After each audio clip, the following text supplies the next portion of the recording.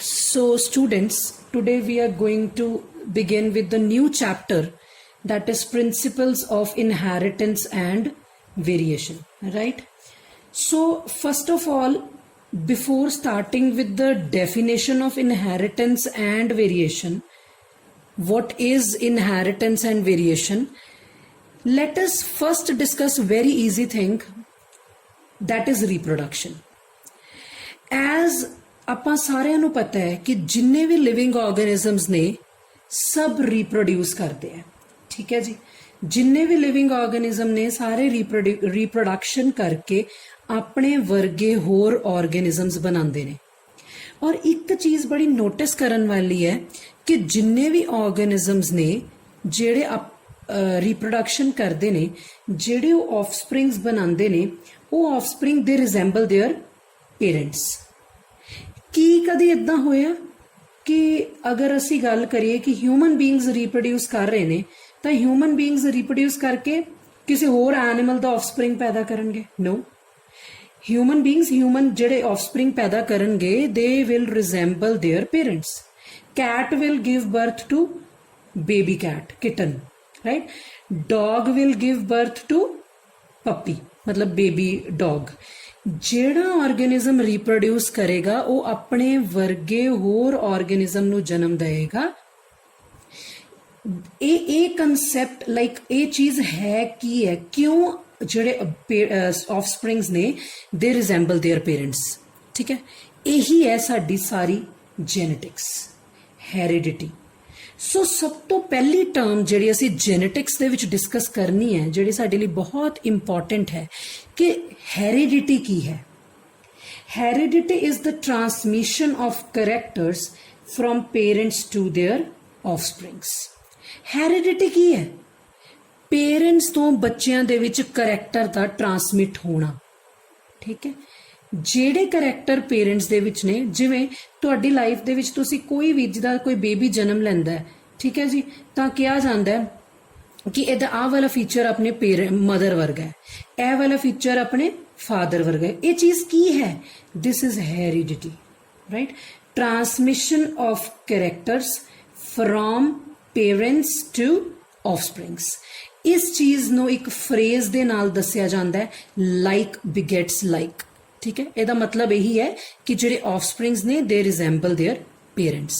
ਜਾਂ ਜਦੋਂ ਅਸੀਂ ਕਹਿੰਦੇ ਹਾਂ ਜਿਹੜੇ ਆਰਗੇਨਿਜ਼ਮਸ ਨੇ ਉਹ ਆਪਣੇ ਵਰਗੇ ਹੋਰ ਆਰਗੇਨਿਜ਼ਮ ਨੂੰ ਕੀ ਦਿੰਦੇ ਨੇ? ਜਨਮ।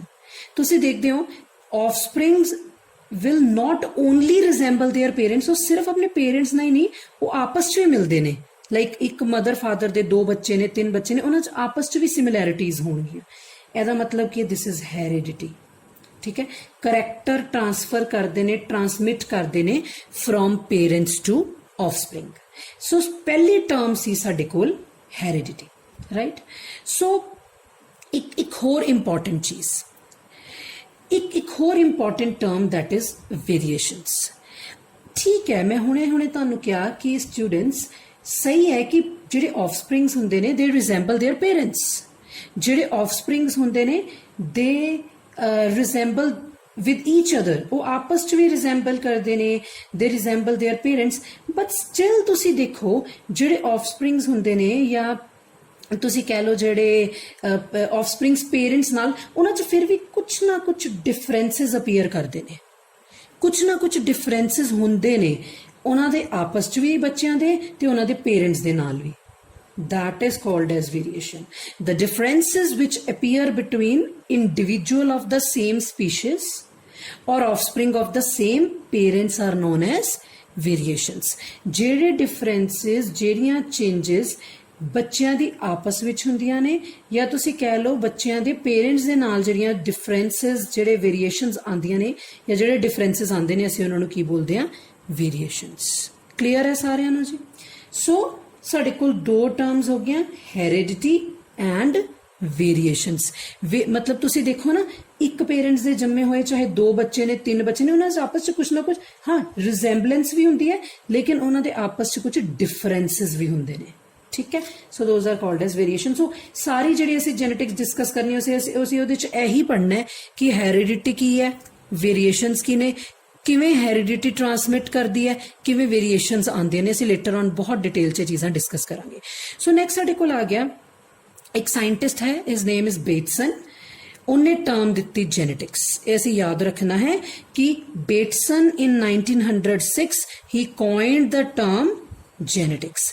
ਬਾਇਓਲੋਜੀ ਦੀ ਇੱਕ ਅਲੱਗ ਬ੍ਰਾਂਚ ਬਣਾਤੀ ਜੈਨੇਟਿਕਸ। ਜੈਨੇਟਿਕਸ ਆਪਣੇ ਆਪ ਦੇ ਵਿੱਚ ਇੱਕ ਫੁੱਲ ਫਲੈਜ ਸਬਜੈਕਟ ਹੈ, ਜਿਹੜਾ ਹਾਇਰ ਕਲਾਸਿਸ ਦੇ ਵਿੱਚ ਸਾਨੂੰ ਇੱਕ ਪੂਰੀ ਬੁੱਕ, ਇੱਕ ਪੂਰੇ ਸਬਜੈਕਟ ਦੀ ਫਾਰਮ ਦੇ ਵਿੱਚ ਅਪੀਅਰ ਹੁੰਦਾ ਹੈ, right. So next we have definition of genetics, right? So what is genetics? Genetics deals with the inheritance as well as variation of the characters from parents to offsprings. देखो ਜਿਹੜੀਆਂ ਦੋ ਚੀਜ਼ਾਂ ਅਸੀਂ ਉੱਪਰ ਪੜ੍ਹ ਕੇ ਆਏ ਹਾਂ, that is heredity and variation. Genetics ਉਹਦੀ ਸਟੱਡੀ ਹੈ। So genetics ਕਿਸ ਚੀਜ਼ ਨਾਲ ਡੀਲ ਕਰਦੀ ਹੈ? Inheritance. ਜੈਨੇਟਿਕਸ ਇਸ ਚੀਜ਼ ਨਾਲ ਡੀਲ ਕਰਦੀ ਹੈ ਕਿ ਕਿਵੇਂ ਕਰੈਕਟਰਸ ਪੇਰੈਂਟਸ ਤੋਂ ਆਫਸਪ੍ਰਿੰਗ ਦੇ ਵਿੱਚ ਜਾਂਦੇ ਨੇ, ਐਜ਼ ਵੈਲ ਐਜ਼ ਦ ਵੇਰੀਏਸ਼ਨਸ, ਤੇ ਕਿਵੇਂ ਬੱਚਿਆਂ ਦੇ ਆਪਸ ਦੇ ਵਿੱਚ ਐਂਡ ਵਿਦ देयर ਪੇਰੈਂਟਸ ਕਿਵੇਂ ਡਿਫਰੈਂਸਸ ਆਉਂਦੇ ਨੇ, ਕਿਵੇਂ ਵੇਰੀਏਸ਼ਨਸ ਆਉਂਦੀਆਂ ਨੇ। ਇਸ ਬ੍ਰਾਂਚ ਆਫ ਬਾਇਓਲੋਜੀ ਨੂੰ ਅਸੀਂ ਜੈਨੇਟਿਕਸ ਕਹਿੰਦੇ ਹਾਂ। ਸੋ ਜੈਨੇਟਿਕਸ ਸਾਨੂੰ ਕਿਹਦੇ ਨਾਲ, ਕਿਸ ਚੀਜ਼ ਨਾਲ ਡੀਲ ਕਰਦੀ ਹੈ, ਜਾਂ ਜੈਨੇਟਿਕਸ ਸਾਨੂੰ ਕਿਸ ਚੀਜ਼ ਦੀ ਅੰਡਰਸਟੈਂਡਿੰਗ ਕਰਵਾਉਂਦੀ ਹੈ? With the inheritance as well as variation, right? So next we have inheritance, जो ਅਸੀਂ ਕਰ ਚੁੱਕੇ ਹਾਂ, but ਅਸੀਂ ਇੱਥੇ ਇੱਕ ਵਾਰੀ ਫਿਰ definition ਕਰਾਂਗੇ what is inheritance. So inheritance ਉਹ process ਹੈ ਜਿਹਦੇ ਨਾਲ character transfer ਕਰਦੇ ਨੇ from parents to offspring. Means how character transfer from parents to offspring, this is called as inheritance. Right? So ਕਿਹੜੇ characters ਨੇ ਕਿਵੇਂ transfer ਕਰਦੇ ਨੇ? So this is what we are going to discuss in genetics. Now we will discuss some important terms used in genetics. ठीक है जी? So first term is character.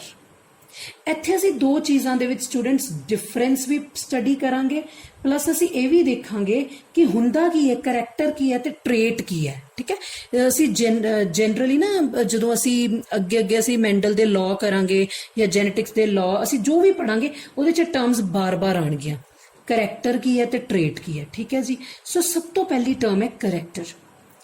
What actually is character? Character ਕੀ ਹੈ ਸਾਡੇ ਕੋਲ? It is the feature of an individual. ਕਿਸੇ particular individual ਦਾ feature। ਬੱਚੋ feature ਦਾ ਮਤਲਬ ਕੀ ਹੈ? Suppose ਮੈਂ ਕਿਸੇ plant ਦੀ height discuss ਕਰ ਰਹੀ ਹਾਂ। ਇੱਕ plant ਹੈ, ਉਹਦਾ height, ਉਹਦੀ height ਕਿੰਨੀ ਹੈ? ਸੋ ਉਹ ਉਹਦਾ ਕੀ ਬਣੇਗਾ? character. flower color, flower ਦਾ ਕੀ color ਹੈ, ਉਹ ਕੀ ਬਣ ਜਾਏਗਾ? character. type of hair, ਤੁਹਾਡੇ hair ਦੀ ਕਿਹੜੀ type ਹੈ, ਉਹ ਕੀ ਬਣ ਜਾਏਗਾ? character. ट्रेट की है? It is an inherited character. A character the form है, समझ लो, लाइक सच एज टॉल और डवार्फ। मैं एक चीज दस दिया, प्लीज ध्यान ना सुनियो। If I say height of the plant, if I say height of the plant, that is character. अगर मैं कहवा tall and dwarf, it is the trait. गल अंडरस्टैंड हुई? करैक्टर की है, मैं कहनी हाँ प्लांट दी हाइट है, फ्लावर दा कलर है। ठीक है, जे मैं कहां प्लांट दी हाइट टॉल एंड डवार्फ है, फ्लावर दा कलर पर्पल एंड वाइट है, this is trait. Getting my point? Character असी जनरल करैक्टर लेके चल रहे हैं, हाइट। ट्रेट में स्पेसिफिक हो जाऊंगी कि हाइट टॉल है, लंबा है प्लांट, की बोना है, डवार्फ है। क्लियर हो रही है गल? Colour of the flower, colour of the flower, flower दा जेड़ा कलर है, मैं कहांगी जनरली कि colour of the flower, character. Flower दा कलर वाइट है कि पर्पल है, जेड़ा भी है, दैट इज ट्रेट। राइट? दो चीज़ां सी साडे कोल, character and trait. So next we have gene. तुसी कह लो जेनेटिक्स द बेस। एक important term to understand what is gene, right? So gene साडे कोल की है? A gene is the unit of inheritance which is carried from parents to offsprings by gametes. Gene एक तरह देखो ਅਸੀਂ ਹੁਣੇ ਇਨਹੈਰੀਟੈਂਸ ਪੜ੍ਹ ਕੇ ਆਏ, ਅਸੀਂ ਹੁਣੇ ਹੈਰੀਡਿਟੀ ਪੜ੍ਹ ਕੇ ਆਏ। ਇਨਹੈਰੀਟੈਂਸ ਸਾਡੇ ਕੋਲ ਕੀ ਹੈ? Transfer of character from parents to offspring. Heredity same ਹੈ, ਬਟ ਅਸੀਂ ਕੀ ਕਹਿੰਦੇ ਆ ਕਿ ਜਿਹੜਾ ਉਹ ਕਰੈਕਟਰਸ ਨੇ, ਜਿਹੜੀ ਉਹ ਸਾਰੇ ਸਾਡੇ ਕੋਲ ਟ੍ਰਾਂਸਮਿਸ਼ਨ ਹੋ ਰਹੀ ਹੈ characters the firm parents to ਆਫਸਪ੍ਰਿੰਗ, ਕੌਣ ਲੈ ਕੇ ਜਾ ਰਿਹਾ ਹੈ ਜਾਂ ਉਹਦਾ ਯੂਨਿਟ ਕੌਣ ਹੈ, ਉਹਦਾ ਬੇਸ ਕੌਣ ਹੈ? That is jean. ਜਿਹੜੇ ਟ੍ਰਾਂਸਫਰ ਕਰਦੇ ਨੇ ਫਰਮ ਪੇਰੈਂਟਸ ਟੂ ਆਫਸਪ੍ਰਿੰਗਸ, ਲੈ ਕੇ ਕੌਣ ਆਂਦਾ ਹੈ? ਗੈਮੀਟਸ। ਗੈਮੀਟਸ ਮੀਨਸ ਮੇਲ ਗੈਮੀਟ, ਸਪਰਮਸ ਅਗਰ ਮੈਂ ਹਿਊਮਨਸ ਦੀ ਗੱਲ ਕਰਾਂ ਤੇ ਫੀਮੇਲ ਗੈਮੀਟਸ, ਐਗ। ਠੀਕ ਹੈ, ਧਿਆਨ ਨਾਲ ਅੰਡਰਸਟੈਂਡ ਕਰੋ। ਅਸੀਂ ਕੀ ਦੇਖੋ, ਤੁਸੀਂ ਸਮਟਾਈਮਸ ਆਪਣੀ ਲਾਈਫ ਦੇ ਵਿੱਚ ਅਸੀਂ ਕੀ ਦੇਖਦੇ ਹਾਂ? ਅਸੀਂ ਦੇਖਦੇ ਹਾਂ ਸਾਡਾ ਕੋਈ ਕਰੈਕਟਰ ਜਾਂ ਸਾਡੀ ਕੋਈ ਹੈਬਿਟ ਸਾਡੇ ਪੇਰੈਂਟਸ ਨਾਲ ਮਿਲਦੀ ਹੋਵੇ, ਮਦਰ ਜਾਂ ਫਾਦਰ ਨਾਲ, ਸਾਰੇ ਕੀ ਬੋਲਦੇ ਆ? ਹੈਰੀਡਿਟੀ ਹੈ, ਜੀਨਸ ਨੇ ਜਿਹੜੀ ਚੀਜ਼ਾਂ ਨੂੰ ਟ੍ਰਾਂਸਫਰ ਕਰਦੇ ਨੇ। ਅਸੀਂ ਜਨਰਲ ਆਪਣੀ ਲਾਈਫ ਦੇ ਵਿੱਚ ਇਹ ਵਰਡ ਬਹੁਤ ਜ਼ਿਆਦਾ ਸੁਣਦੇ, ਜੀਨ।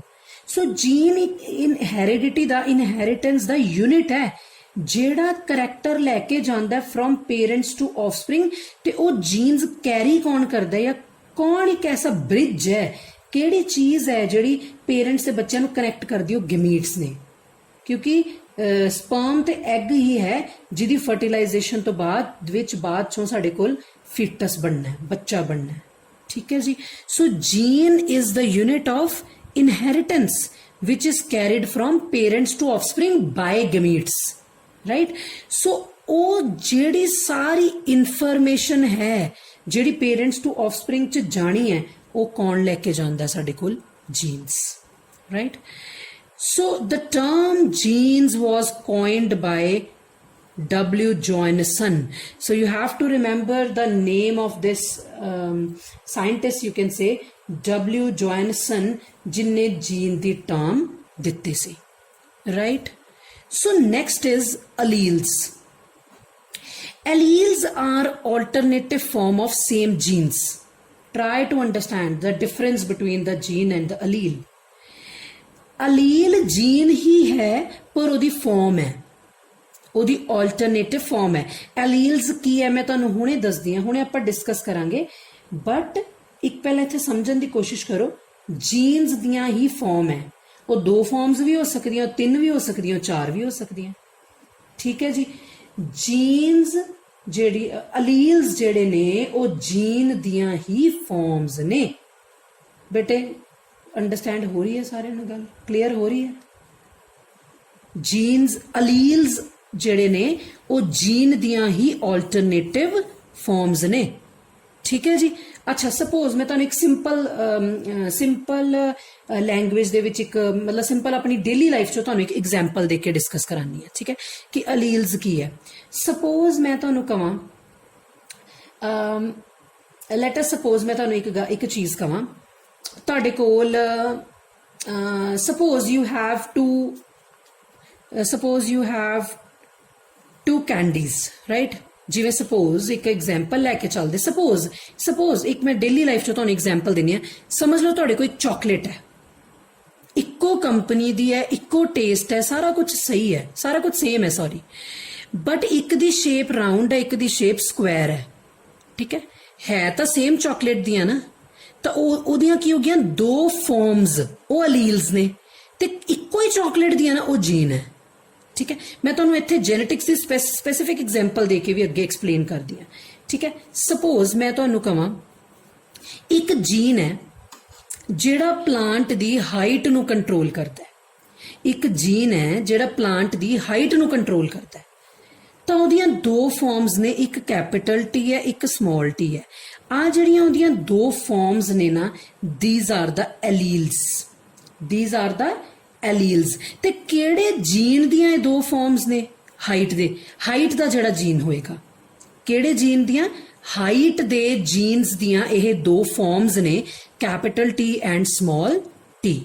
ਕੈਪੀਟਲ ਟੀ की करदी है, स्मॉल टी की करदी है, कैपिटल टी जिहड़ी है हाइट टॉल दिंदी है, स्मॉल टी डवार्फ दिंदी, किवें दिंदी है, सारा कुछ असीं अंडरस्टैंड करांगे। But here you just need to understand what are alleles. Alleles are the forms of genes, form of same gene, alternative form of same gene. इक्को ही जीन दियां दो रूप ने, इक्को ही जीन दा दो फॉर्म ने। These are the alleles. And ਅਸੀਂ +1 ਦੇ ਵਿੱਚ ਹੋਮੋਲੋਗਸ ਕ੍ਰੋਮੋਸੋਮ ਸਟੱਡੀ ਕਰਕੇ ਆਏ ਸੀਗੇ। ਇਫ ਯੂ ਰਿਮੈਂਬਰ ਅਸੀਂ +1 ਦੇ ਵਿੱਚ ਡਿਸਕਸ ਕੀਤਾ ਸੀ ਸਟੂਡੈਂਟਸ ਕਿ ਸਾਡੇ ਕੋਲ ਸਪੋਜ਼ ਅਸੀਂ ਕਹਿੰਦੇ ਸਾਡੇ ਕੋਲ 23 ਪੇਅਰ ਆਫ ਕ੍ਰੋਮੋਸੋਮ ਹੈ, ਠੀਕ ਹੈ। ਅਸੀਂ ਕਹਿੰਦੇ ਆ 1 ਪੇਅਰ ਹੈ, ਇਹ ਸੈਕਿੰਡ ਪੇਅਰ ਹੈ, ਇਹ ਥਰਡ ਪੇਅਰ ਹੈ। ਇਹ 1 and 1 ਜਿਹੜਾ ਸਿੰਗਲ ਪੇਅਰ ਹੈ, these are the 2 homologous chromosome. ਇਹ ਅਸੀਂ +1 ਚ ਡਿਸਕਸ ਕੀਤਾ ਸੀ। ਤਾਂ ਸਪੋਜ਼ ਇੱਥੇ ਮੈਂ ਤੁਹਾਨੂੰ ਇੱਕ ਹੋਮੋਲੋਗਸ ਕ੍ਰੋਮੋਸੋਮ ਡਰਾ ਕਰਕੇ ਦਿਖਾਨੀ ਹੈ। ਸਪੋਜ਼ ਇਹ ਨੰਬਰ 1 ਵਾਲਾ ਹੋਮੋਲੋਗਸ ਕ੍ਰੋਮੋਸੋਮ ਹੈ, ਠੀਕ ਹੈ। ਅਗਰ ਇੱਕ ਜੀਨ ਦੀ ਇੱਕ ਫਾਰਮ ਅਲੀਲ ਇੱਥੇ ਪਿਆ, ਸਪੋਜ਼ ਕੈਪੀਟਲ ਟੀ ਇੱਥੇ ਪਿਆ, ਤਾਂ ਜਿਹੜੀ ਉਹਦੀ ਦੂਜੀ ਫਾਰਮ ਹੋਏਗੀ ਉਹ ਹੋਮੋਲੋਗਸ ਕ੍ਰੋਮੋਸੋਮ ਦੇ ਜਿਹੜਾ ਇਹਦਾ ਹੋਮੋਲੋਗਸ ਕ੍ਰੋਮੋਸੋਮ ਉਹਦੀ ਸੇਮ ਜਗ੍ਹਾ ਤੇ ਦੂਜੀ ਫਾਰਮ ਪ੍ਰੈਜ਼ੈਂਟ ਹੋਏਗੀ। ਸੋ ਮੈਂ ਇੱਥੇ ਇਹੀ ਲਿਖਿਆ which are found at same place, site, ਜਗ੍ਹਾ, ਜਿਹਨੂੰ ਅਸੀਂ ਬਾਇਓਲੋਜੀ, ਜਿਹਨੂੰ ਅਸੀਂ ਜੈਨੇਟਿਕਸ ਚ ਲੋਕਸ ਕਹਿੰਦੇ ਆ ਔਨ ਹੋਮੋਲੋਗਸ ਕ੍ਰੋਮੋਸੋਮ, ਔਰ ਉਸ ਪਰਟੀਕੂਲਰ ਕਰੈਕਟ ਟ੍ਰੇਟ ਨੂੰ ਜਿਹੜਾ ਹੈ ਉਹ ਕੰਟਰੋਲ ਕਰਦਾ ਹੈ। ਪਰਟੀਕੂਲਰ ਟ੍ਰੇਟ ਮੀਨਸ ਹਾਈਟ ਦਾ ਜਿਵੇਂ ਟ੍ਰੇਟ ਹੈ ਟਾਲ ਤੇ ਡਵਾਰਫ, ਉਹਨੂੰ ਇਹ ਜਿਹੜੇ ਅਲੀਲਸ ਨੇ ਇਹ ਕੰਟਰੋਲ ਕਰਨਗੇ। ਕਿਵੇਂ ਕਰਨਗੇ ਅਸੀਂ ਹੁਣੇ ਡਿਸਕਸ ਕਰਾਂਗੇ। ਸੋ ਇੱਕ ਬੇਸਿਕ ਡਿਫਰੈਂਸ ਅੰਡਰਸਟੈਂਡ ਕਰਨ ਦੀ ਕੋਸ਼ਿਸ਼ ਕਰਨਾ। ਜੀਨ ਇੱਕ ਯੂਨਿਟ ਹੈ ਇਨਹੈਰੀਟੈਂਸ ਦਾ, ਤੇ ਅਲੀਲਸ ਕੀਆਂ ਉਹਦੀਆਂ ਹੀ ਦੋ ਫਾਰਮਸ ਨੇ, ਆਲਟਰਨੇਟਿਵ ਫਾਰਮਸ। ਉਹ 2 ਵੀ ਹੋ ਸਕਦੀਆਂ ਆਲਟਰਨੇਟਿਵ ਫਾਰਮਸ, ਉਹ 3 ਵੀ ਹੋ ਸਕਦੀਆਂ, 4 ਵੀ ਹੋ ਸਕਦੀਆਂ, ਦੈਟ ਡਿਪੈਂਡਸ, ਰਾਈਟ। ਹੁਣ ਫॉर एग्जांपल ਉਹਨੇ ਕਿਹਾ ਟਾਲ ਐਂਡ ਡਵਾਰਫ। ਹੁਣ ਦੇਖੋ ਮੈਂ ਇੱਥੇ ਤੁਹਾਨੂੰ ਜਿੰਨੀਆਂ ਵੀ 3-4 ਡੈਫੀਨੇਸ਼ਨ ਕਰਾਈਆਂ ਸਾਰੀ ਇੱਕੋ ਹੀ ਐਗਜ਼ਾਮਪਲ ਚ ਤੁਹਾਨੂੰ ਅੰਡਰਸਟੈਂਡ ਕਰਾਉਂਗੀ। Height of the plant character, tall and dwarf trait, genes which control these height, that is genes, ਉਹ ਕੈਪੀਟਲ ਉਹਦੀਆਂ ਫਾਰਮਸ ਹੋ ਸਕਦੀਆਂ ਨੇ, capital T small T alleles. Genes ਦੇ ਜਿਹੜੇ 2 ਅਲੀਲਸ ਨੇ ਕਿੱਥੇ ਪਏ ਨੇ, ਸੇਮ ਜਗ੍ਹਾ ਤੇ ਹੋਮੋਲੋਗਸ ਕ੍ਰੋਮੋਸੋਮ ਦੇ ਵਿੱਚ, ਠੀਕ ਹੈ ਜੀ। ਸੋ 4 ਡੈਫੀਨੇਸ਼ਨ ਅਸੀਂ ਡਿਸਕਸ ਕਰ ਲਈਆਂ, character, traits, gene and alleles, right. So next definition ਜਿਹੜੀ ਆਪਾਂ ਅੰਡਰਸਟੈਂਡ ਕਰਨ ਜਾ ਰਹੇ ਹਾਂ ਉਹ ਹੈ ਸਾਡੇ ਕੋਲ ਹੋਮੋਜ਼ਾਈਗਸ and heterozygous, right? So 2 definitions which we are going to discuss now is homozygous and heterozygous. So homo ਦਾ ਮਤਲਬ ਹੁੰਦਾ ਹੈ same, ਠੀਕ ਹੈ ਜੀ। C ਅਗਰ ਤਾਂ ਸਟੂਡੈਂਟ ਸਾਡੇ ਕੋਲ, ਮੇਰੀ ਗੱਲ ਜ਼ਰਾ ਅੰਡਰਸਟੈਂਡ ਕਰਨ ਦੀ ਕੋਸ਼ਿਸ਼ ਕਰਿਓ, ਅਗਰ ਤਾਂ ਸਾਡੇ ਕੋਲ ਜਿਹੜੀ ਹੈ ਮੈਂ ਤੁਹਾਨੂੰ ਅਲੀਲਸ ਦੱਸੇ ਨੇ, ਜੀਨ ਦੇ 2 ਅਲੀਲਸ ਕੈਪੀਟਲ ਟੀ ਸਮਾਲ ਟੀ, ਅਗਰ ਤਾਂ ਉਹ ਸੇਮ ਨੇ, 2 ਹੁੰਦੇ ਆ ਨਾ ਅਲੀਲਸ, 2 ਵੀ ਹੋ ਸਕਦੇ 2 ਤੋਂ ਜ਼ਿਆਦਾ ਵੀ, ਬਟ ਤੁਸੀਂ ਇੱਥੇ ਇਹ ਅੰਡਰਸਟੈਂਡ ਕਰਿਓ ਕਿ ਪਹਿਲਾਂ ਮੈਂ 2 ਲੈ ਕੇ ਚੱਲ ਰਹੀ ਹਾਂ, ਸਪੋਜ਼ ਕੈਪੀਟਲ ਟੀ। ਦੇਖੋ ਜਿਹੜੇ ਜੀਨ ਦੀਆਂ ਇਹ 2 ਅਲੀਲਸ ਨੇ ਇਹ ਸੇਮ ਨੇ ਨਾ, ਸਮਾਲ ਟੀ ਸੇਮ ਨੇ ਨਾ, ਹੋਮੋਜ਼ਾਈਗਸ। ਕਿਹੜੀ ਕੰਡੀਸ਼ਨ ਆ ਗਈ, ਹੋਮੋਜ਼ਾਈਗਸ। ਅਗਰ ਮੈਂ ਕਹਾਂ capital T small T, different alleles ਨੇ ਨਾ, ਜੀਨ ਇੱਕੋ ਹੀ ਹੈ ਪਰ ਉਹਦੇ ਅਲੀਲ ਡਿਫਰੈਂਟ ਨੇ ਨਾ, ਹੈਟਰੋਜ਼ਾਈਗਸ। ਪਹਿਲਾਂ ਹੋਮੋਜ਼ਾਈਗਸ ਦੀ ਡੈਫੀਨੇਸ਼ਨ ਦੇਖ ਲਓ, when the 2 alleles in a pair are similar, ਆ ਪੇਅਰ ਦੇ ਵਿੱਚ ਜਿਹੜੇ 2 ਅਲੀਲਸ ਨੇ ਅਗਰ ਉਹ ਸੇਮ ਹੋਣਗੇ, the condition or the combination is called as homozygous. Okay, next definition ਸਾਡੇ ਕੋਲ ਆ ਜਾਏਗੀ heterozygous। ਕੀ ਹੋਏਗਾ ਹੈਟਰੋਜ਼ਾਈਗਸ, ਦੇਖੋ ਆਪਾਂ ਹੁਣੇ, ਮੈਂ ਤੁਹਾਨੂੰ ਹੁਣੇ ਦੱਸ ਕੇ ਹਟੀ ਹਾਂ, ਅਗਰ ਇਹ ਜਿਹੜੇ ਅਲੀਲਸ ਹੋਣਗੇ, ਜਿਹੜੇ ਮੈਂ ਤੁਹਾਨੂੰ ਕਹਿ ਰਹੀ ਹਾਂ ਕਿ 2 ਜਿਹੜੀਆਂ ਜੀਨ ਦੀਆਂ, ਸੇਮ ਜੀਨ ਦੀਆਂ 2 ਫਾਰਮਸ ਨੇ, ਇਹ ਜਿਹੜੇ ਅਲੀਲਸ ਹੋਣਗੇ ਅਗਰ ਇਹ ਡਿਫਰੈਂਟ ਹੋਣਗੇ, then this condition is called as heterozygous। ਜਿਹੜੇ ਇਹ ਅਲੀਲਸ ਨੇ ਕੈਪੀਟਲ ਟੀ ਸਮਾਲ ਟੀ, ਅਗਰ ਇਹ ਡਿਫਰੈਂਟ ਹੋਣਗੇ the condition will be heterozygous when 2 alleles in a pair are different। clear ਹੈ, ਠੀਕ ਹੈ ਜੀ। ਸੋ ਨੈਕਸਟ ਅਸੀਂ ਦੋ ਹੋਰ ਬਹੁਤ ਇੰਪੋਰਟੈਂਟ ਡੈਫੀਨੇਸ਼ਨਸ ਕਰਨੀਆਂ ਨੇ ਸਟੂਡੈਂਟਸ। ਉਹ ਨੇ ਸਾਡੇ ਕੋਲ ਡੋਮੀਨੈਂਟ ਐਂਡ ਰਿਸੈਸਿਵ। ਦੋ ਬੜੀਆਂ ਹੀ important definition. Dominant and recessive term ਅਸੀਂ ਕਾਹਦੇ ਲਈ ਯੂਜ਼ ਕਰਾਂਗੇ ਉਹ ਅਸੀਂ ਹੁਣ ਡਿਸਕਸ ਕਰਾਂਗੇ, ਠੀਕ ਹੈ ਜੀ। Let us suppose we have two friends. ਸਾਡੇ ਕੋਲ ਦੋ ਫਰੈਂਡਸ ਨੇ। ਇੱਕ ਫਰੈਂਡ ਹਮੇਸ਼ਾ ਦੂਸਰੀ ਫਰੈਂਡ ਨੂੰ ਦਬਾ ਕੇ ਆਪਣੀ ਗੱਲ ਮਨਵਾਉਂਦੀ ਹੈ। Suppose we have two friends A and B। A ਜਿਹੜੀ ਹੈ ਫਰੈਂਡ ਉਹ ਬੜੀ ਡੋਮੀਨੈਂਟ ਹੈ, ਬੜੀ ਲਾਈਕ ਆਪਣੀ ਗੱਲ ਮਨਵਾਉਂਦੀ ਹੈ, ਔਰ ਰਿਸੈਸਿਵ ਹਮੇਸ਼ਾ ਦਬ ਜਾਂਦੀ ਹੈ। ਰਿਸੈਸਿਵ ਆਪਣੇ ਆਪ ਨੂੰ ਕਦੀ ਵੀ ਐਕਸਪ੍ਰੈਸ ਨਹੀਂ ਕਰ ਪਾਉਂਦੀ। ਗੱਲ ਚੱਲ ਰਹੀ ਹੈ ਦੋਨਾਂ ਵਿੱਚ, ਡੋਮੀਨੈਂਟ ਵਾਲੀ ਹਮੇਸ਼ਾ ਆਪਣੀ ਗੱਲ ਨੂੰ ਉੱਪਰ ਰੱਖ ਕੇ ਹਮੇਸ਼ਾ ਆਪਣੀ ਗੱਲ ਮਨਵਾਉਂਦੀ ਹੈ। ਜਿਹੜੇ ਰਿਸੈਸਿਵ ਹੈ ਉਹ ਹਮੇਸ਼ਾ ਦਬ ਜਾਂਦੀ, ਉਹਦੀ ਗੱਲ ਕਦੀ ਵੀ ਐਕਸਪ੍ਰੈਸ ਨਹੀਂ ਹੋ ਪਾਉਂਦੀ। ਇਹੀ ਸਾਡੇ ਜੀਨਸ ਨੇ, ਇਹੀ ਸਾਡੀ ਬੋਡੀ 'ਚ ਅਲੀਲਸ ਨੇ, ਠੀਕ ਹੈ। ਸਪੋਜ਼ ਸਾਡੇ ਕੋਲ ਇੱਕੋ ਜੀਨ ਦੀਆਂ ਦੋ ਫਾਰਮਸ ਨੇ, ਇੱਕ ਕੈਪੀਟਲ ਟੀ ਹੈ, ਇੱਕ ਸਮਾਲ ਟੀ ਹੈ। ਜਿਹੜਾ ਇਹ ਕੈਪੀਟਲ ਟੀ ਹੈ, ਅਸੀਂ ਦੇਖੋ ਜੈਨੇਟਿਕਸ ਦੇ ਵਿੱਚ ਇਹਨੂੰ ਜਿਹੜਾ ਇਸ ਐਲਫਾਬੈਟ ਨੂੰ ਜਿਹੜੀ ਉਹ ਦਿੱਤੀ ਗਈ ਉਹ ਵੀ ਕੈਪੀਟਲ ਦਿੱਤੀ ਗਈ ਹੈ, ਕਿਉਂਕਿ ਜਿਹੜਾ ਕੈਪੀਟਲ ਹੈ ਉਹ ਆਪਣੇ ਆਪ ਨੂੰ ਐਕਸਪ੍ਰੈਸ ਕਰਾ ਪਾ ਰਿਹਾ ਹੈ। ਜਿਹੜਾ ਇਹ ਅਲੀਲ ਹੈ it is able to express itself, ਠੀਕ ਹੈ। ਕਿਵੇਂ ਮੈਂ ਤੁਹਾਨੂੰ ਦੱਸਾਂਗੀ। ਜਿਹੜੇ ਅਲੀਲਸ ਹੁੰਦੇ ਨਾ ਬੇਟਾ ਪੇਅਰ ਦੇ ਵਿੱਚ ਹੁੰਦੇ, ਹਮੇਸ਼ਾ ਯਾਦ ਰੱਖਿਓ। ਅਸੀਂ ਅੱਗੇ ਅੱਗੇ ਜੈਨੇਟਿਕਸ ਪੜਾਂਗੇ, ਤੁਸੀਂ ਦੇਖੋਗੇ ਪੇਅਰ 'ਚ ਮਿਲਣਗੇ ਹਮੇਸ਼ਾ ਤੁਹਾਨੂੰ। ਦੇਖਣਾ ਅਗਰ ਇਹ ਕੈਪੀਟਲ ਟੀ ਦੋਨੋਂ ਹੀ ਕੈਪੀਟਲ ਨੇ। ਅਗਰ ਮੇਰੇ ਪਲਾਂਟ ਦੇ ਜਿਹੜੇ ਇਹ ਵਾਲਾ ਹਾਈਟ ਵਾਲਾ ਜਿਹੜਾ ਜੀਨ ਹੈ ਉਹਦੇ ਜਿਹੜੇ ਦੋਨੋਂ ਅਲੀਲਸ ਨੇ ਦੋਨੋਂ ਹੀ ਕੈਪੀਟਲ ਪ੍ਰੈਜ਼ੈਂਟ ਨੇ, ਕੈਪੀਟਲ ਟੀ, ਤਾਂ ਪਲਾਂਟ ਹਮੇਸ਼ਾ ਹੀ ਟੌਲ ਹੋਏਗਾ, ਲੰਬਾ ਹੋਏਗਾ।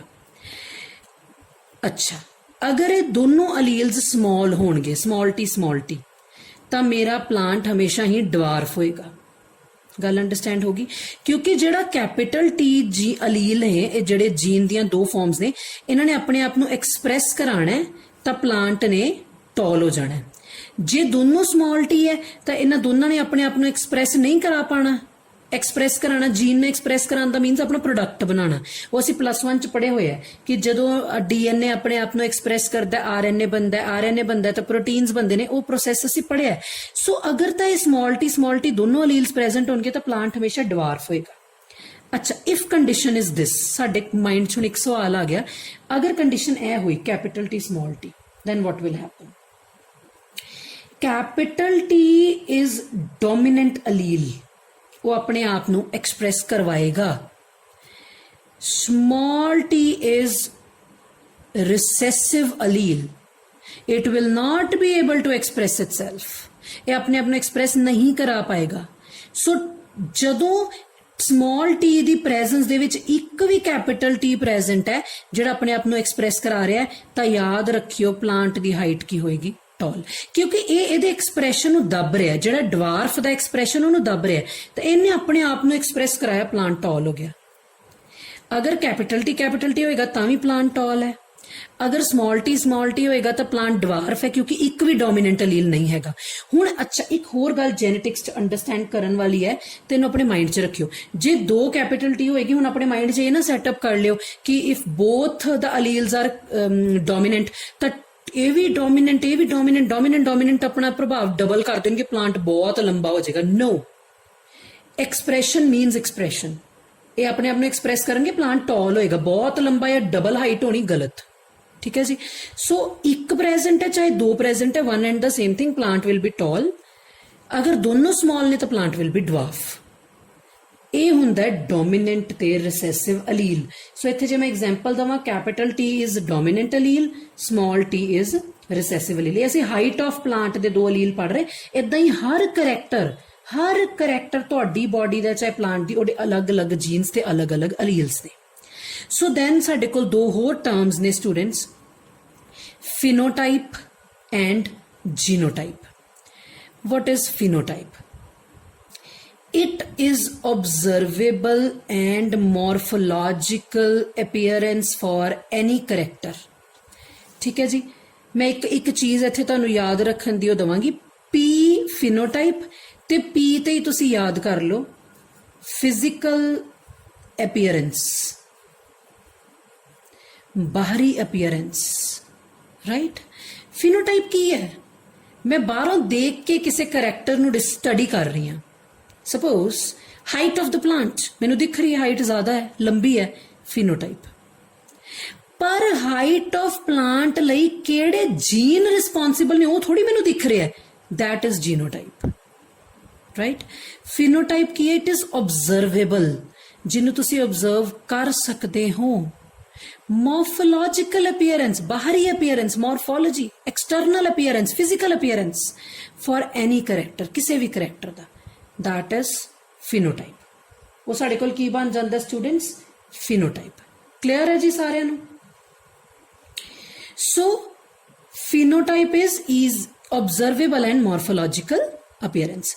मैं तुहानूं दस चुकी, जिवें टॉलनेस, डवार्फनेस या फ्लावर दा कलर है, पर्पल है, वाइट है, दैट इज फिनोटाइप। जीनोटाइप ओही गल, जेड़ी फिनोटाइप आई है, जेड़ा करैक्टर दिख रहा है, उहदे पिछे केड़े जीन्स ने which are responsible for that character, which are responsible for that which are responsible for that character or which are responsible for that particular appearance, ਉਹ genes ਜਿਹੜੇ ਨੇ ਉਹ ਕੀ ਕਹਿਲਾਉਂਦੇ ਨੇ, जीनोटाइप्स। सो एक जेनेटिक कॉन्स्टिट्यूशन है किसी भी इंडिविजुअल दी with respect to single character.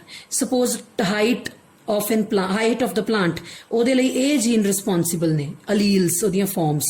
सो ਇਹ ਵੀ ਹੋ ਸਕਦਾ, ਇਹ ਵੀ ਹੋ ਸਕਦਾ, ਇਹ ਵੀ ਹੋ ਸਕਦਾ, capital T, capital T, small T and small T.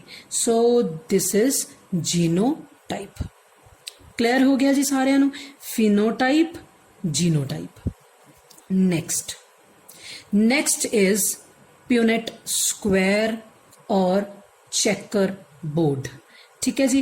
Punnett square और चेकर बोर्ड एक तरह का तुसी कह सकते हो, असी बॉक्स टाइप एक चीज़ बनावांगे जदों असी हुण अगे अगे प्लांट्स दे करैक्टर स्टडी करांगे ना बच्चों, जदों असी उन्हां दी जेनेटिक स्टडी करांगे कि किसी भी करैक्टर दे पिछे किहड़े जीन्स ने, किहड़े अलील्स ने, असी दो पेरेंट्स प्लांट लवांगे, मदर फादर, उन्हां दे जीन्स लैके असी उन्हां च क्रॉस करावांगे कि किहड़े किहड़े ऑफस्प्रिंग बनणगे। उहदे लई ना असी एक बॉक्स ड्रॉ करांगे, उस बॉक्स दे विच असी फिर उहदी सारी स्टडी करिया करांगे किहड़े जीन्स, किहड़े अलील्स बनणगे। ਉਹ ਜਿਹੜਾ रिप्रजेंटेशन है, ਉਹ ਜਿਹੜਾ चेकर बोर्ड है, क्रॉस ਦੇ ਰਿਜ਼ਲਟ ਨੂੰ ਜਿਹੜਾ ਸ਼ੋ ਕਰਦਾ ਉਹਨੂੰ ਪੁਨੇਟ ਸਕੁਆਇਰ ਕਹਿੰਦੇ ਆ। ਠੀਕ ਹੈ, ਤੁਹਾਨੂੰ ਇੱਥੇ ਇੱਕ ਜਿਹੜਾ ਓਵਰਵਿਊ ਮਿਲ ਗਿਆ ਕਿ ਇੱਕ ਪੁਨੇਟ ਸਕੁਆਇਰ ਨਾਮ ਦੀ ਚੀਜ਼ ਹੁੰਦੀ ਹੈ। ਬਟ ਪੁਨੇਟ ਸਕੁਆਇਰ ਅਸੀਂ ਕਿਵੇਂ ਬਣਾਉਂਦੇ ਆ, ਉਹਦੇ ਚ ਅਸੀਂ ਕਿਵੇਂ ਕ੍ਰਾਸ ਬਣਾਉਂਦੇ, ਕ੍ਰਾਸਿਸ ਦੇ ਰਿਜ਼ਲਟ ਬਣਾਉਂਦੇ ਆ, ਉਹ ਜਦੋਂ ਅਸੀਂ ਹੁਣੇ ਬਣਾਵਾਂਗੇ ਪੁਨੇਟ ਸਕੁਆਇਰ ਤਾਂ ਤੁਹਾਨੂੰ ਪਤਾ ਲੱਗ ਜਾਏਗਾ ਪੁਨੇਟ ਸਕੁਆਇਰ ਕੀ ਹੁੰਦਾ ਹੈ। ਇਹ ਜਿਹੜੀ ਪੁਨੇਟ ਸਕੁਆਇਰ ਹੈ ਕਿੰਨੇ ਬਣਾਇਆ ਸੀ? ਇਹ ਜਿਹੜਾ ਸਾਇੰਟਿਸਟ ਹੈ RC Punnett, Reynold C Punnett. ठीक है जी।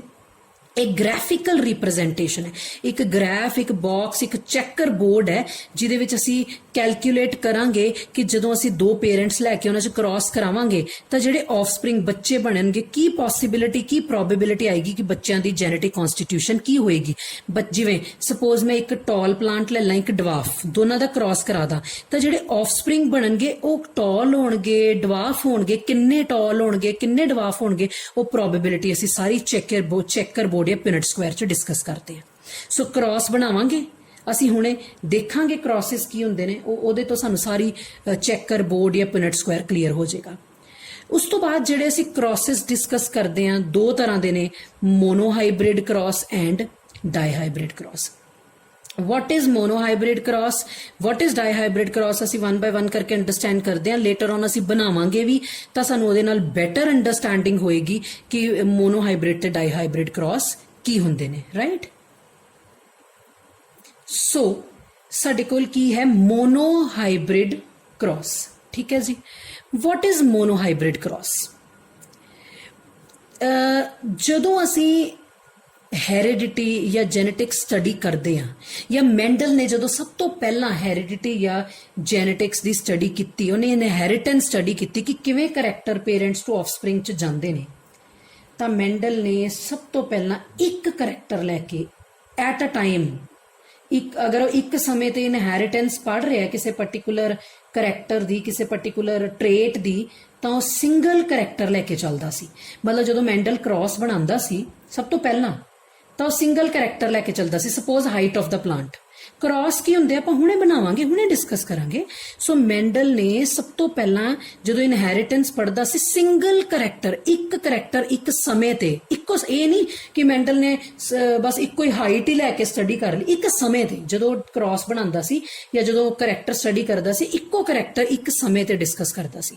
ਸੋ ਉਸ ਕ੍ਰਾਸ ਨੂੰ ਜਿਹੜਾ ਸਿੰਗਲ ਕਰੈਕਟਰ ਇੱਕ ਐਟ ਅ ਟਾਈਮ ਲੈ ਕੇ ਬਣਦੇ ਨੇ ਉਹਨਾਂ ਨੂੰ ਮੋਨੋਹਾਈਬ੍ਰਿਡ ਕ੍ਰਾਸ ਕਹਿੰਦੇ ਆ। ਠੀਕ ਹੈ ਜੀ।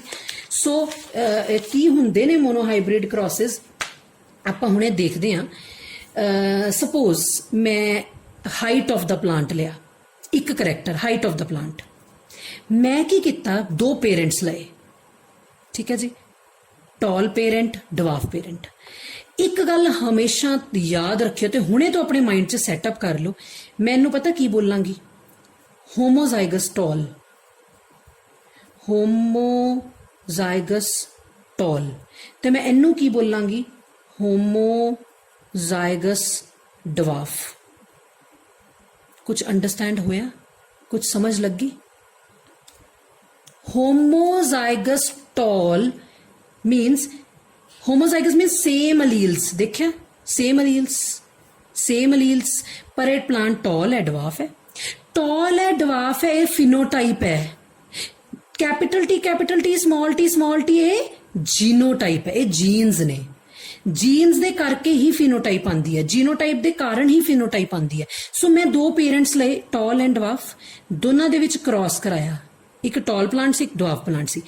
ਜਦੋਂ ਬੱਚੋ ਅਸੀਂ ਫਸਟ ਕ੍ਰਾਸ ਕਰਾਉਂਦੇ ਆ, ਦੇਖੋ ਗਮੀਟਸ ਬਣਦੇ ਨੇ, ਗਮੀਟ ਵਿੱਚ ਦੇਖੋ ਗਮੀਟ ਬਣਨਗੇ ਨਾ। ਔਰ ਯਾਦ ਰੱਖਿਓ ਸਟੂਡੈਂਟਸ, ਇੱਥੇ ਮੈਂ ਤੁਹਾਨੂੰ ਇੱਕ ਬੜੀ ਇੰਪੋਰਟੈਂਟ ਗੱਲ ਦੱਸਣ ਜਾ ਰਹੀ ਹਾਂ। ਸਪੋਜ਼ ਇਹ ਪੇਰੈਂਟਸ ਦੇ ਵਿੱਚ, ਪੇਰੈਂਟਸ ਦਾ ਜੀਨੋਟਾਈਪ ਹੈ ਕੈਪੀਟਲ ਟੀ। ਜਦੋਂ ਗਮੀਟ ਬਣਦੇ, ਗਮੀਟ ਦੇ ਵਿੱਚ ਇੱਕ ਅਲੀਲ ਆਉਂਦਾ। ਆਲਵੇਜ਼ ਰਿਮੈਂਬਰ, ਕਿਉਂ ਅਸੀਂ +1 ਚ ਸਟੱਡੀ ਕੀਤਾ ਸੀ ਕਿ ਜਦੋਂ ਗਮੀਟਸ ਬਣਦੇ ਨੇ ਉਹ ਚ half the number of chromosome ਆਉਂਦੇ ਆ। ਦੇਖੋ ਸਾਡੇ ਕੋਲ 23 ਦੇ ਦੋ ਸੈੱਟ ਨੇ। ਠੀਕ ਹੈ, ਆ ਦੇਖਿਓ, ਤੁਹਾਨੂੰ ਹੁਣੇ ਸਾਰੀ ਗੱਲ ਕਲੀਅਰ ਹੋ ਜਾਣੀ ਹੈ। ਮੈਂ 23 ਕ੍ਰੋਮੋਸੋਮ ਨਹੀਂ ਬਣਾਵਾਂਗੀ, ਮੈਂ ਇੱਥੇ 3 ਪੇਅਰ ਬਣਾਏ ਹਜੇ, ਬਸ ਏਦਾਂ ਹੀ 23 ਪੇਅਰ ਨੇ। ਦੇਖੋ ਇੱਥੇ ਇੱਕ ਅਲੀਲ ਪਿਆ ਹਾਈਟ ਦਾ ਕੈਪੀਟਲ ਟੀ, ਇੱਥੇ ਇੱਕ ਅਲੀਲ ਪਿਆ ਕੈਪੀਟਲ ਟੀ। ਹੁਣ ਜਦੋਂ ਗਮੀਟ ਬਣਨੇ ਆ, ਸਪਰਮ ਜਾਂ ਐਗ, 23 ਜਿਹੜੇ ਹੈ ਉਹ ਤੁਹਾਡੇ ਸੈਲਸ ਦੇ ਵਿੱਚੋਂ ਉਹ 23 ਪੇਅਰ ਜਿਹੜੇ ਉਹ ਗਮੀਟ ਦੇ ਵਿੱਚ ਜਾਣੇ ਆ। ਸੇਮ ਮੇਲ ਚ ਹੁੰਦਾ, ਸੇਮ ਫੀਮੇਲ ਚ ਹੁੰਦਾ। ਹੁਣ ਜੇ 23 ਪੇਅਰ ਗਏ, ਤੁਸੀਂ ਧਿਆਨ ਨਾਲ ਦੇਖਿਓ, ਆ ਇੱਕ ਅਲੀਲ ਗਮੀਟ ਸਪਰਮ ਚ ਚਲਾ ਗਿਆ, ਆ ਤਾਂ ਨਹੀਂ ਗਿਆ ਨਾ। ਤਾਂ ਗਮੀਟ ਚ half the number of chromosome ਜਾਂਦੇ ਆ ਨਾ। ਤਾਂ ਜਦੋਂ ਗਮੀਟਸ ਬਣਾਣੇ ਨੇ, ਗਮੀਟਸ ਦੇ ਵਿੱਚ ਸਿੰਗਲ ਅਲੀਲ ਜਾਣਾ। ਇੱਥੇ ਮੈਂ ਬਣਾਇਆ ਨਹੀਂ, ਮੈਂ ਤੁਹਾਨੂੰ ਦੱਸਦੀ ਕਿਵੇਂ। ਜਿਵੇਂ ਸਪੋਜ਼ ਇਹ ਟਾਲ ਹੈ ਤੇ ਇਹਦੇ ਜਿਹੜੇ ਗਮੀਟ ਬਣਨਗੇ, ਮੈਂ ਇੱਥੇ 2 ਗਮੀਟ ਬਣਾ ਦਿੰਨੀ ਆ। ਆਲੋ ਕੈਪੀਟਲ ਟੀ। ਤਾਂ ਜਿਹੜਾ ਡਵਾਰਫ ਪਲਾਂਟ ਹੋਏਗਾ ਉਹਦੇ ਚ ਵੀ 2 ਗਮੀਟ ਬਣਨਗੇ, ਸਮਾਲ ਟੀ। ਤਾਂ ਜਦੋਂ ਇਹ ਗਮੀਟ ਮਿਲਣਗੇ, ਧਿਆਨ ਨਾਲ ਸੁਣੋ, 4 ਜਿਹੜੀ ਪ੍ਰੋਬੇਬਿਲਿਟੀ ਅੱਗੇ 4 ਬਣਨ ਦੀ, ਜਿਹੜੇ ਪਲਾਂਟ ਬਣਨੇ 4 ਬਣਨੇ, ਧਿਆਨ ਨਾਲ ਦੇਖੋ। ਫਸਟ ਵਾਲੇ ਦੀ ਇਹਦੇ ਫਸਟ ਵਾਲੇ ਨਾਲ ਕਰਾਓ, ਕੀ ਬਣੇਗਾ, ਕੈਪੀਟਲ ਟੀ ਸਮਾਲ ਟੀ। ਆਲੋ ਇਹਦੀ ਸੈਕਿੰਡ ਵਾਲੇ ਦੀ ਇਹਦੇ ਫਸਟ ਵਾਲੇ ਨਾਲ ਕਰਾਓ, ਕੈਪੀਟਲ ਟੀ ਸਮਾਲ ਟੀ। ਇਹਦੀ ਫਸਟ ਵਾਲੇ ਦੀ ਇਹਦੀ ਸੈਕਿੰਡ ਵਾਲੇ ਨਾਲ ਕਰਾਓ, ਕੈਪੀਟਲ ਟੀ ਸਮਾਲ ਟੀ। ਇਹਦੀ ਸੈਕਿੰਡ ਵਾਲੇ ਦੀ ਇਹਦੇ ਸੈਕਿੰਡ ਵਾਲੇ ਨਾਲ ਕਰਾਓ, ਕੈਪੀਟਲ ਟੀ ਸਮਾਲ ਟੀ। ਮਤਲਬ ਚਾਰਾਂ ਨੂੰ ਮੈਂ ਮਿਕਸ ਕੀਤਾ। ਫਸਟ ਨੂੰ ਫਸਟ ਨਾਲ, ਆ ਦੇਖੋ ਮੈਂ ਫਿੰਗਰ ਰੱਖਦੀਆਂ, capital T small T. First ਨੂੰ ਸੈਕਿੰਡ ਨਾਲ ਮਿਲਾ ਦੋ, capital T small T. Second ਨੂੰ ਫਸਟ ਨਾਲ ਮਿਲਾ ਦੋ, capital T small T. Second ਨੂੰ ਸੈਕਿੰਡ, 4 ਗਮੀਟ ਬਣੇ ਸੇਮ। ਤਾਂ ਇਸ ਕਰਕੇ ਮੈਂ ਚਾਰੋਂ ਅਲੱਗ-ਅਲੱਗ ਨਹੀਂ ਸ਼ੋ ਕਰਦੀ। ਤਾਂ ਜਦੋਂ ਮੈਂ ਕ੍ਰਾਸ ਬਣਾਉਂਦੀ ਆ, ਆਲੋ ਮੈਂ ਸਿੰਗਲ ਸ਼ੋ ਕਰਤਾ, ਕਿਉਂਕਿ ਸੇਮ ਹੈ ਨਾ। ਜੇ ਅਲੱਗ-ਅਲੱਗ ਬਣਦੇ ਫਿਰ ਮੈਂ ਚਾਰੋਂ ਸ਼ੋ ਕਰਨੇ ਸੀ। ਸੋ ਜਿਹੜੀ ਫਸਟ ਜਨਰੇਸ਼ਨ ਬਣਦੀ ਹੈ ਕ੍ਰਾਸ ਹੋਣ ਤੋਂ ਬਾਅਦ ਬੱਚੋ, ਉਹਨੂੰ F1 ਜਨਰੇਸ਼ਨ ਕਹਿੰਦੇ ਆ। F ਦਾ ਮੀਨਸ ਹੈ ਫਿਲੀਅਲ, ਫਸਟ ਫਿਲੀਅਲ ਜਨਰੇਸ਼ਨ। ਠੀਕ ਹੈ ਜੀ। ਕ੍ਰਾਸਿਸ ਅਸੀਂ ਅੱਗੇ ਹੋਰ ਡਿਟੇਲ ਚ ਡਿਸਕਸ ਕਰਾਂਗੇ। ਬਸ ਇੱਥੇ ਮੈਂ ਤੁਹਾਨੂੰ ਮੋਨੋਹਾਈਬ੍ਰਿਡ ਕ੍ਰਾਸ ਦੱਸਣਾ ਸੀ। ਜਦੋਂ ਅਸੀਂ ਇੱਕ ਸਮੇਂ ਤੇ ਇੱਕੋ ਹੀ ਕਰੈਕਟਰ ਲੈ ਕੇ ਕ੍ਰਾਸ ਬਣਾਉਂਦੇ ਆ, ਦੈਟ ਇਜ਼ ਮੋਨੋਹਾਈਬ੍ਰਿਡ ਕ੍ਰਾਸ। ਠੀਕ ਹੈ ਜੀ। ਸੋ ਨੈਕਸਟ ਸਾਡੇ ਕੋਲ ਆ ਗਿਆ ਡਾਈਹਾਈਬ੍ਰਿਡ ਕ੍ਰਾਸ। ਕ੍ਰਾਸਿਸ ਅਸੀਂ ਲੇਟਰ ਔਨ ਹੋਰ ਡਿਟੇਲ ਦੇ ਵਿੱਚ ਡਿਸਕਸ ਕਰਾਂਗੇ, ਨੋ ਵਰੀਜ਼। ਬਟ ਇੱਥੇ ਅਸੀਂ ਇੱਕ ਵਾਰੀ ਦੇਖ ਲਓ ਕਿ ਕ੍ਰਾਸਿਸ ਹੁੰਦੇ ਕੀ ਹੈ। ਡਾਈਹਾਈਬ੍ਰਿਡ ਕ੍ਰਾਸ, ਜਦੋਂ ਇੱਕ ਸਮੇਂ ਤੇ 2 ਕਰੈਕਟਰ ਇਕੱਠੇ, ਉਹਨਾਂ ਦੀ ਇਨਹੈਰੀਟੈਂਸ, ਉਹਨਾਂ ਦੀ ਹੈਰੀਡਿਟੀ ਸਟੱਡੀ ਕੀਤੀ ਜਾਵੇ, ਦੈਟ ਇਜ਼ ਡਾਈਹਾਈਬ੍ਰਿਡ ਕ੍ਰਾਸ। ਇੱਕੋ ਸਮੇਂ ਤੇ 2 ਕਰੈਕਟਰ डिस्कस किए जान, दो करैक्टर की इनहेरिटेंस स्टडी की जाए, that is dihybrid cross. ठीक है जी, जिवें मैंडल ने एक एक्सपैरीमेंट किया जित दो करैक्टर हुण किहड़े आ प्लीज देखो इत्थे, सीड दी फॉर्म मतलब सीड किस तरह दा, सीड यू अंडरस्टैंड ना, सीड दी दो forms round and wrinkle, round means गोल, wrinkle means like this, seed दी फॉर्म ते सीड दा कलर येलो रंग दा कि ग्रीन कलर दा। देखो दो करैक्टर हो गए ना, केड़े केड़े करैक्टर, मैं इत्थे तुहानू दो चीज़ां दसांगी, केड़ा केड़ा character, form of the seed and colour of the seed. Character form केड़ी केड़ी है, round and wrinkle trait, colour केड़ा है, yellow and green trait. So दो करैक्टर असी लैके डिस्कस करिया और क्रॉस बनाया स्टूडेंट्स, इहदा क्रॉस असी लेटर ऑन बहुत डिटेल च डिस्कस करांगे। इत्थे मैं तुहानू हल्का जिहा दस दिन्नी, यह एक प्लांट है जिस दोनों होमोजाइगस कंडीशन है, capital R capital Y capital Y. यह की है, राउंड दा जीन है, एक कलर दा है। इत्थे मैं डवार्फ इत्थे मैं रिसेसिव ले ले, small R wrinkled, small Y green. So जो मैं इन्हां दा क्रॉस कराया, मैं इत्थे गमीट्स नहीं बनाए, मैं बना के देनी आ, देखो इहदे गमीट्स किवें बनणगे, कैपिटल आर कैपिटल वाई, दो गमीट्स बनणगे ना, कैपिटल आर कैपिटल वाई। ठीक है, इत्थे दो गमीट्स बनणगे, small R small Y small R small Y. तो जो तुसीं इन्हां चारां नूं जोड़ोगे सेम इदां दे चार फस्ट जनरेशन च ऑफस्प्रिंग बनणगे चार। देखो किवें बनानी हुंदी आ, फस्ट ना, देखो मैं फिंगर्स रख लिया, फस्ट ना, capital R capital Y small Y, आ देखो बन गया। एदे फस्ट नूं एदे सैकेंड नाल, capital R capital Y capital R capital Y small Y.